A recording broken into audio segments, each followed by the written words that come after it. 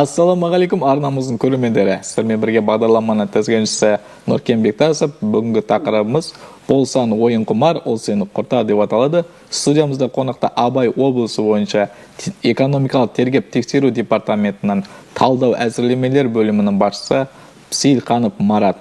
Марат Құдайбергенұлы, студиямызға қош келдіңіз. Сізге қоятын сұрақтарға көретін болсақ, лудомания құмар ойындарға тәуелділік Қазақстан Республикасында ресми түрде психикалық бұзылыс ретінде танылған ба?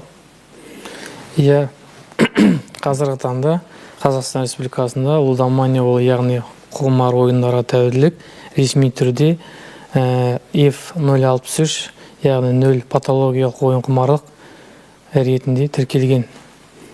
Бұл ауру ретінде тіркеліп, қазір денсаулық сақтау жүйесінде осы код бойынша және айтылған код бойынша диагноз қойылып, емдеу шаралары жүргізіледі. Ал Абай облысында емдеу орталықтары бар ма?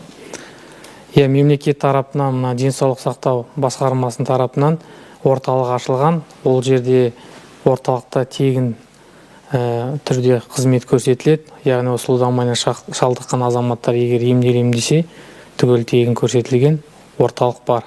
Сонымен қатар біздің облыста ақылы түрде көрсетілетін луч деген орталық бар. Ол 3 жылдан бері мұнда қызмет атқарып жатыр. Арнайы, яғни психологтардың, мамандардың қатысуымен өздерінің бағдарламалары бар. Ол емдеу орталықта жұмыс атқарады. Тамаша. Қазіргі таңда құмар ойынға шалдыққан адамдар бойынша статистика жүргізіле ме? Негізі бізде департамент тарапынан арнайы статистика жүргізбейміз. Бірақ бейресми ақпаратқа сәйкес, мына 18-25 жастар аралығында лудоманияға шалдыққандардың пайыздық үстемдігі өсіп жатыр. Яғни олардың бейресми деректерге сәйкес сол 200 мың адамның үстінде болып тұр. Бірақ нақты біздің департамент тарапынан ол көбінесе мүмкін денсаулық сақтау басқармасынан сол тарапынан ол жүргізілуі мүмкін. Ал енді қаржы мониторингі бойынша осы лудоманияның алдын алу жұмыстары қалай жүргізілді? Біз жаңағы превентивтік алдын алу шарасын осы ауқымда жүргізіп жатырмыз жыл басынан бері. Мысалы, біз осы жыл басынан бастап жастар арасында лудоманияға қарсы жәнегі форумдар өткіздік. Оның ішінде жәнегі қаржылық пирамидалар бар, дропперлер бар, сол 3 тақырыпты алып, жалпы ұлттық олимпиада өткіздік. Ол олимпиада бойынша жеңімпаздар халықаралық олимпиадаға қатысады. Ол халықаралық олимпиаданың және жеңімпаздары біздің төрағаның тікелей бұйрығымен ерекше тәртіпте жұмысқа алу көзделген. Яғни біз осы белсенді жастарды осы Қазақстан халқына өзінің үлесін қосамын, осы бағытта жұмыс атқарамын деген белсенді азаматтарға біз осындай қатысушыларға осындай біздің агенттік тарапынан жұмысқа алу көзделіп отыр. Сонымен қатар біз осы жақында Абай облысы әкімдігімен бірге 16 қазанда Абай облысы лудоманиясы аймақ деген форум өткіздік. Ол форумда біз осы әсіресе мына мектеп жасөспірімдер арасында балаларға түсіндіріп конкурс өткізді. Конкурста мысалы әдемі сурет, лудомания қарсы бейне ролик, жаңағы бейне жазбалар, солардың арасында конкурс өткізді. Ол конкурстың жәнегі шара қатысқан жеңімпаздары сыйақылар берілді. Яғни біз осы лудомания қарапайым балалар тілінде қалай олар түсінеді, ол қандай салдарға алып келетінін көрсеттік. Және ол форумда біз арнайы көрініс қойдық департамент қызметкерлерінің қатысуымен, және де мына театрдың қызметкерлерінің көрініс қойдық, қандай ауыр салдарға алып келетінін. Ол тек қана өзіне емес, қасындағы қоршаған ортасына, жанұясына тікелей әсер ететін ауқымды мәселе екені туралы айтып жеткіздік. Ал заңсыз ойындарды ұйымдастырғанға қандай жауапкершілік бар? Жалпы бізде қылмыстық кодексте 307 бап көрсетілген, яғни ойын құмарлық ұйымдастыру бойынша. Ол бойынша бізде бас бостандығын айыру жазасы көзделген 4 жылдан 7 жылға дейін. Яғни Қазақстан елінің аумағында заңсыз ойын құмарластыру үшін бірінші кезекте қылмыстық жауапкершілік көзделген. Қарапайым адам заңсыз ойын мекемесін тапқан жағдайда қайда жүгіну керек? Енді ондай заңсыз қазір көбінесе мына цифровизация дамымағанына байланысты көбі онлайн режимге көшіп жатыр. Бірақ егер мынандай бұрынғыдай казино орталықтарын жаңағы ашылған цехтарды көріп жатса, егер соқтықса, онда бізде 24/7 сағатты колл-центріміз бар. 1458 агенттік тарапынан кез келген азамат хабарласылады. Болмаса жазбаша түрде біздің агенттіктің ресми сайты бар. Сол сайтқа жазбаша жаза алады. Болмаса жеке тәртіппен біздің департаментімізге келіп, жәнегі Семей қаласында Чемкинский 2 мекенжайында орналасқан департаментке келіп жазбаша түрде арыздар, шағымдарын беріп, осы фактілер туралы айта алады. Яғни айтам деген адамға барлық жағдай жасалған. Ал енді әлеуметтік желілерде кеңінен таралған құмар ойындарды насихаттайтын жарнамаларды шектеу жұмыстары қалай жүргізілді? Біз мына цифровизация дамығаннан кейін осы әлеуметтік желілерде көбінесе жаңағы сілтемелер көп болып кетті. Сол себепті біздің агенттік заманға сай талаптары болу үшін арнайы кибернадзор деген сайт қарастырып, осы кибернадзор сайтта осы сілтемелерді анықтап, олар бұғатталады. Күнбе-күн бұғатталады. Ол 24/7 сағат уақытта жұмыс істеп тұрады. Яғни біздер қазір таңда осы жыл басынан бері 30 мыңнан артық сілтемемен бұғатталдық. Бірақ бұл жерде бір қиыншылық тудыратын жағдай, көбінесе мына білеміз, әлеуметтік желілер, яғни Instagram, тағда басқа да әлеуметтік желілер, ол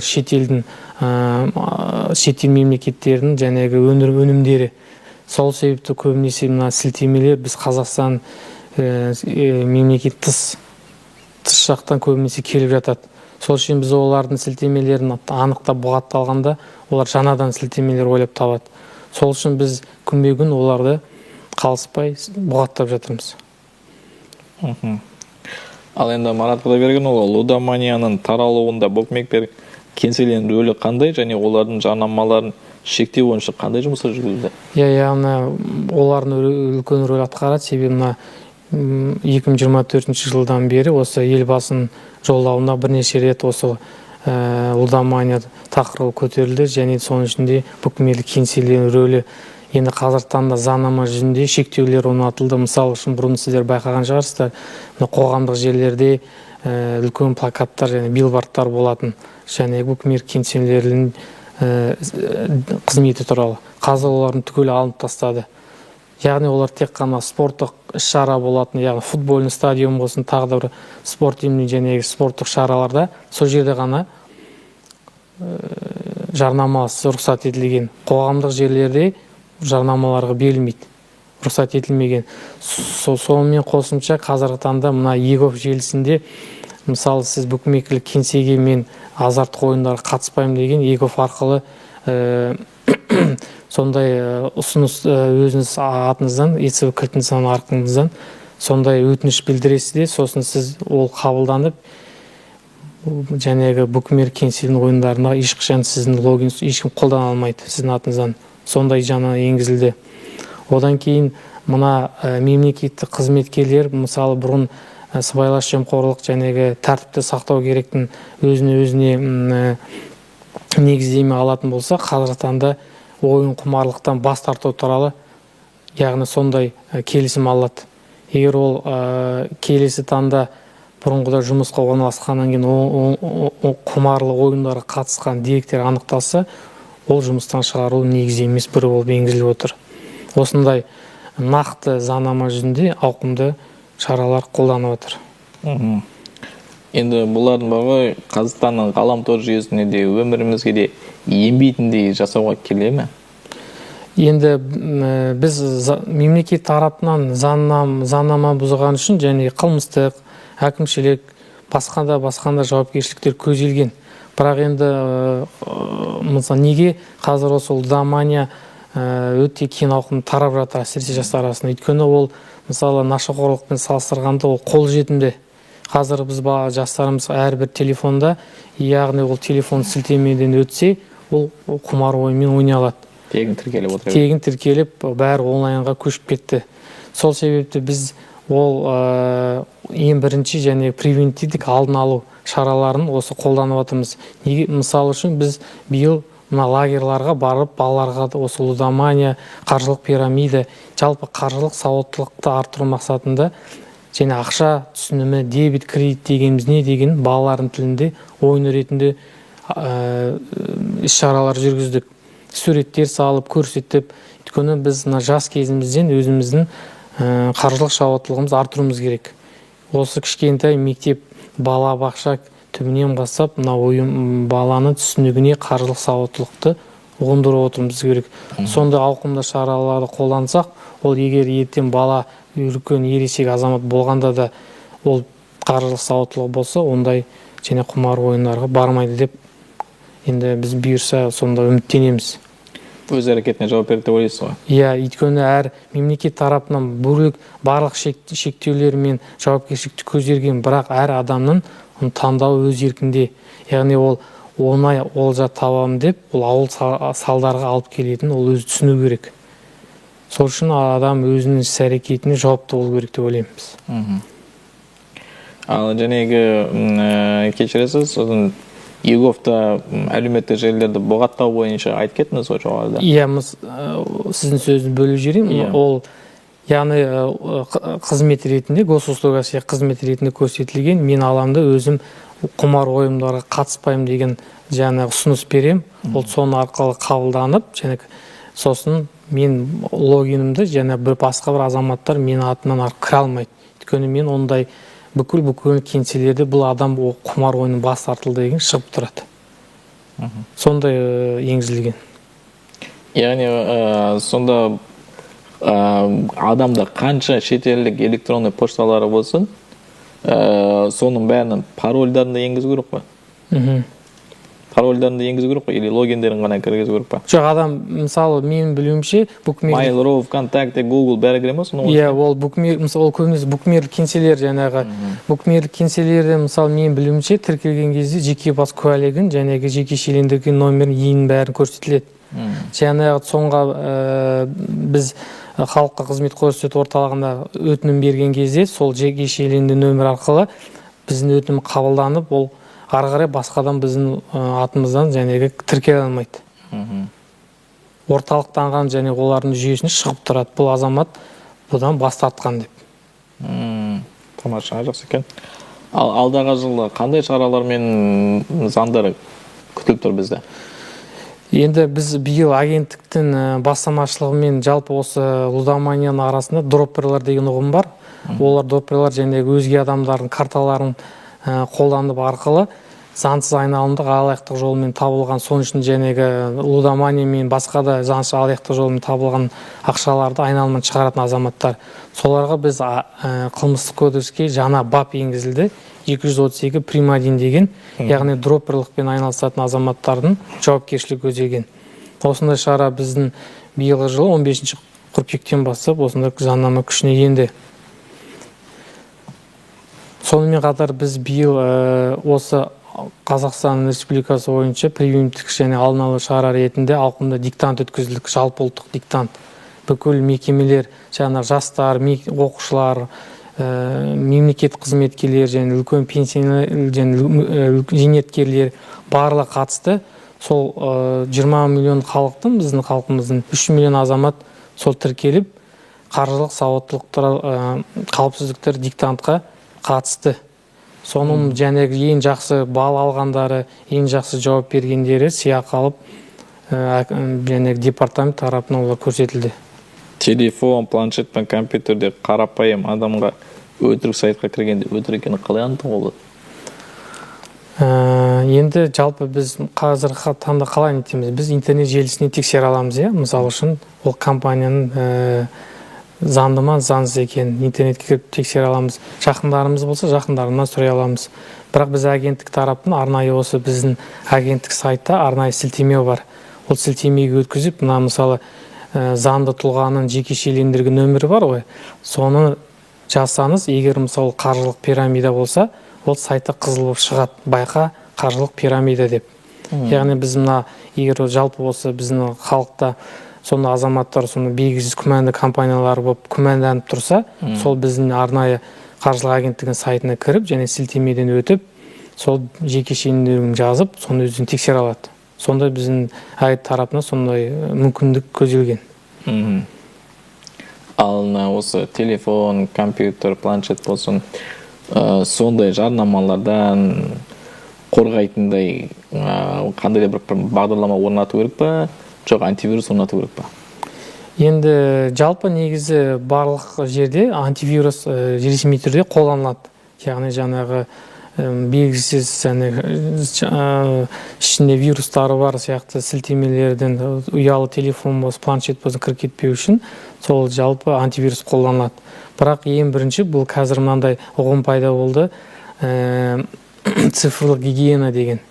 Яғни әр адамның өзінің сауаттылығын, тазалығын сақтауымыз керек. Сандық тазалық. Сандық тазалық сақтауымыз керек. Өйткені біз мысалы үшін белгісіз номерлардан сілтемелер келеді. Мысалы жарнама болсын, қандай да видеоролик болсын. Біз оны мысалы белгісіз номерден келгенде білмей қарап, ашып жіберіп, оны басқа адамға мысалы күлкілі әзіл болса, оны сілтемені жібере салу мүмкінбіз. Ал оның ішінде жаңағы арнайы құрылғылар және вирустар болып, олар біздің картамыздың жәнегі жеке бас даныларымызды, жәнегі аты жөнімізді, картаны, есеп шоттарымыз бәрін өзіне бұғаттап алу мүмкін. Сол себепті ең басты кезекте адам өзінің цифрлық тазалығын сақтау керек.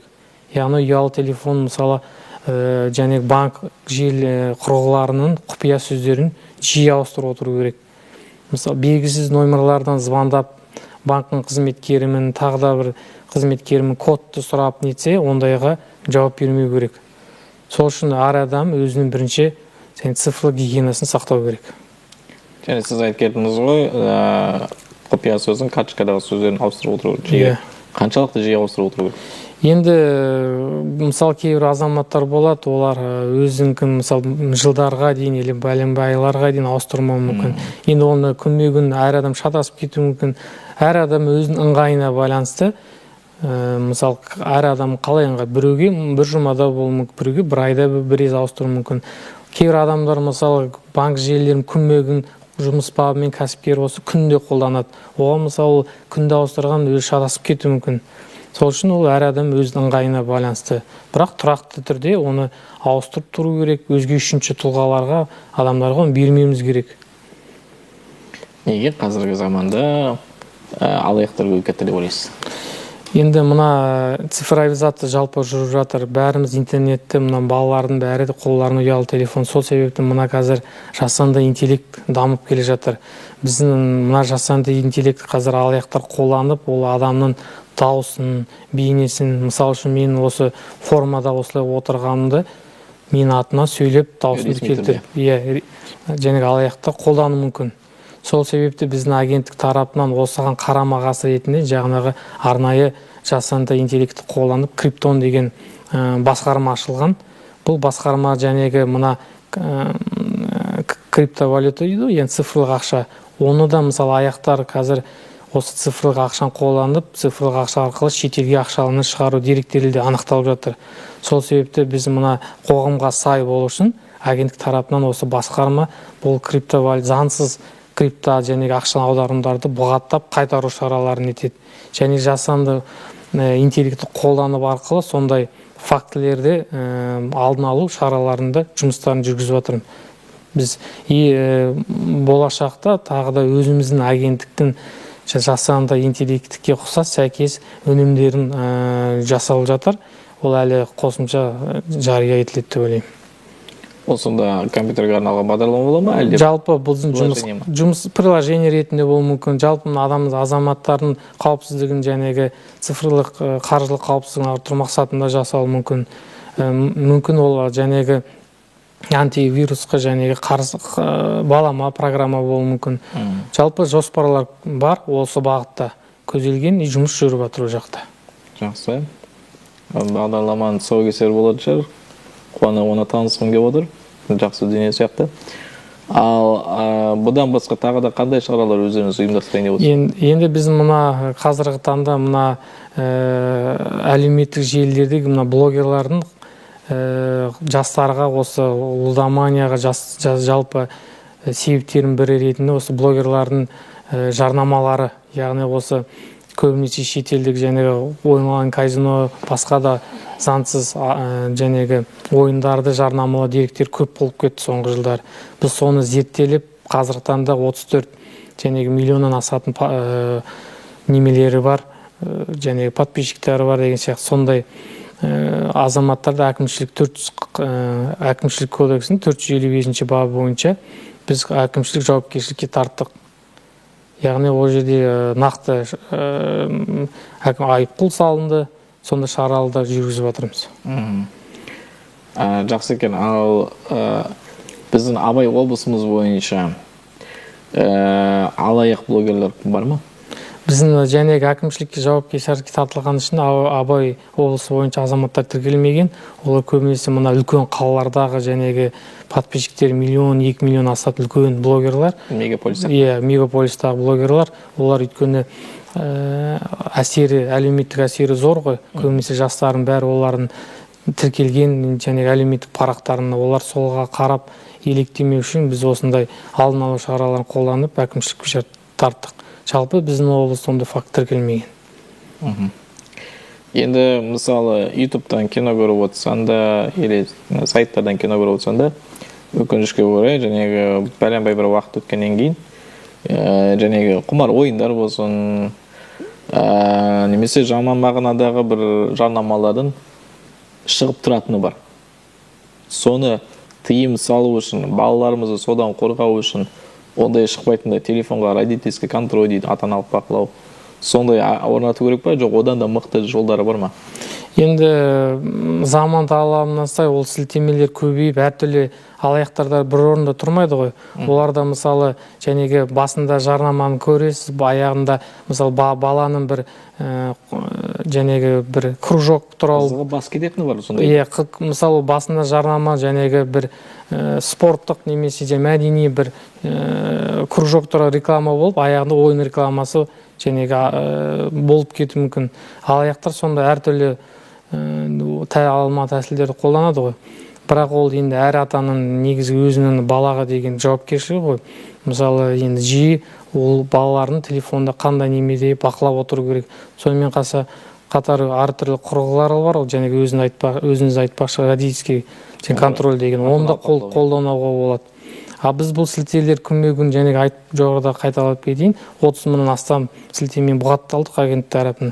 Бірақ олар жәнегі сілтеменің кодын ауыстырып, жаңа сілтеме күнбе-күн бұларда шығарып жатыр. Бізде олар күнбе-күн бұғаттап жатырмыз. Екі жақтан жұмыс жүріп жатыр бұл жақта. Тамаша. Жалпы осы жиындарды бұдан да күшейтетіндей алда қандай заңдар шығайын деп отыр? Біз жәнегі дропперлерге қайталанып кейін қатысты заңнаманы енгіздік. 232-де примадим деген жәнегі міне осы карталарды, ақшаларды, заңсыз алаяқтық жолмен ақшаларды айналымға шығарып аударатын азаматтар бойынша агент тарапынан етті. Енді нақты биылға нақты жоспар жоқ, осы биылдың жылын. Енді келесі жылдың басынан бастап мен ойымша көзделеді. Өйткені бұл мәселе жәнегі лудомания деген оның және салдарымен күрескенше, өйткені мына психологтар мамандарының зерттеулеріне қараған кезде ол өте күрделі емделуге нетеді, уақыт жұмсалады, қаражат мемлекет қанша шығындалады, мысалы бөліну керек. Сол себепті оның алдын алу шаралары ол көбінесе көп нәтиже береді. Сол себепті мына форумдар, жәнегі жастар арасында өткізіп жатқан ойындар, жәнегі барлық осы алдын алу шаралары болып жатыр. Ал енді осы сәтті пайдаланып, бізді көріп отырған көрермендерге қандай да бір тұшымды кеңес айта аласыз, не істеу керек? Енді жастарымызға көбінесе жәнегі жеңіл олжа, ол ауыр салдарға алып келетінін түсіну керек. Бірінші кезекте әр адам өзінің іс-әрекетіне жауапкершілігін түсіну керек. Өзіміздің қаржылық сауаттылығымызды арттырып отыруымыз керек тұрақты түрде. Және де жәнегі цифрлық гигиенаны сақтауымыз керек. Өзіміздің ұялы телефонымызды белгісіз сілтемелер өтпей таза ұстап отыруымыз керек. Сандық тазалық ол біздің абыройымыз дегіңіз келеді ме? Әр адам өзінің ұялы телефондағы және сандық тазалық сақтау керек. Тамаша. Ал осы ойын құмарлыққа немесе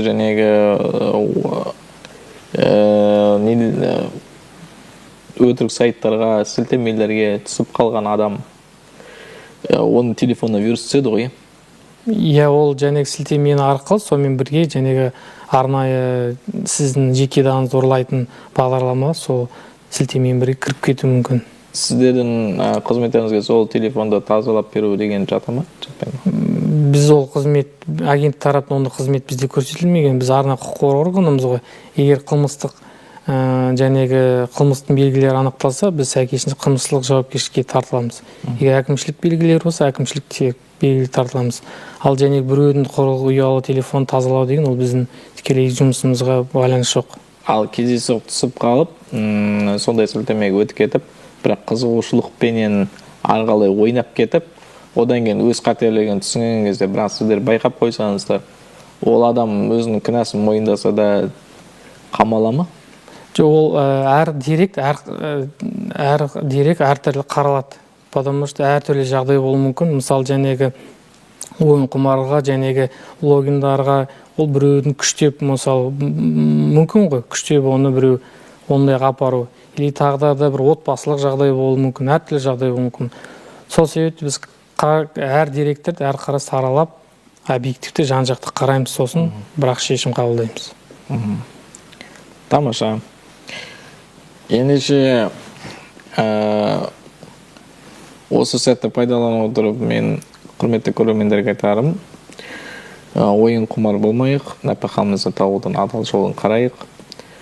Жалпы қаржылай сауаттылығымызды, сандық тазалығымызды сақтай отыра, біз өзіміздің өмірімізді де сақтайық, өзгелердің де өміріне бейқам қарамайық.